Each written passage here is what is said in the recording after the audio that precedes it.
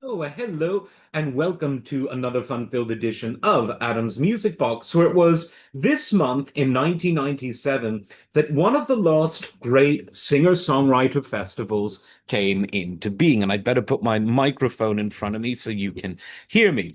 Not sure if you heard that before, but anyway, one of the last great singer-songwriter festivals came into being at this time in 1997. But it wasn't any ordinary singer-songwriter festival because it was an all-female festival. The idea came originally from Sarah McLachlan because she noticed that whenever a female singer-songwriter or any female solo performer was played on the radio, and radio was still really king in the 90s, that it was never followed up by another female performer. So she had the idea for an all-female music festival based around many of the major singer-songwriters of that era, the 90s, but also those who had come out before. And for around 3 years of its initial run, it was pretty successful and it got a lot of people's attention. Albums were made based on it. And let's just look at the lineup because it really was the who's who of female singer songwriters at the time. On the main stage at the initial festival, you had obviously McLachlan herself, you had Joan Osborne, you had Suzanne Vega, you had Paula Cole, who was really huge in the 90s. She sort of broke through with her work with Peter Gabriel before her solo work earned herself lots of Grammys. You had the Cardigans, which were a group. You had Mary Chapin Carpenter. You had the great Tracy Chapman, Meredith Brooks, who was huge around this time, Fiona Apple, who was becoming huge at this time. You had Dido, pre-Eminem Dido. So many, too many to all list, but it was a huge lineup and it was a touring festival that went all around the United States. It was even bigger the second year. Many of the same artists reprised their appearances. And again, the tour was quite big and successful. And then you had 1999, you had Sheryl Crow added, the Indigo Girls, Dixie Chicks, Queen Latifah, Lisa Loeb.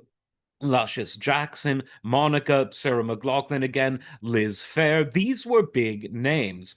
And this led me to think of something kind of interesting in that as the 90s become the 2000s, several interesting things happen in music. Rock and roll and singer songwriting, which had existed in the rock and roll realm since the mid 60s and in a very strong way since the late 60s, early 70s, it was beginning to give way to a hip hop based pop musical idiom. There's always a kind of musical idiom which dominates the pop music world at any given time. From the 1920s to the early 60s, jazz and jazz derived genres, albeit in a softened form, dominated an era we now refer to as the classic pop era. Then the mid 60s came and rock and roll became this defining idiom. And then sometime in the early 2000s, rock really gave way to a hip hop defined pop genre, pop idiom.